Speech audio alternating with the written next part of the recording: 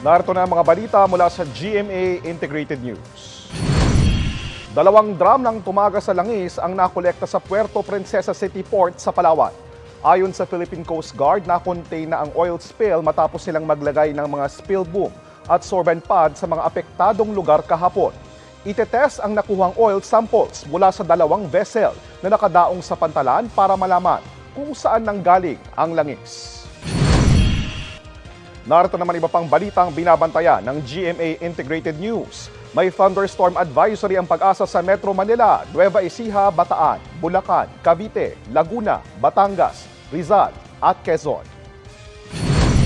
Level ng tubig sa Angat Dam Reservoir bumaba sa 207.17 meters base sa monitoring ng Pag-asa. At mamaya sa 24 oras weekend habang papalapit ang holiday season, presyo ng itlog tumaas. Para sa mas malaking misyon at mas malawak na paglilingkod sa bayan, ako po si JP Soriano ng GMA Integrated News, ang News Authority ng Pilipino.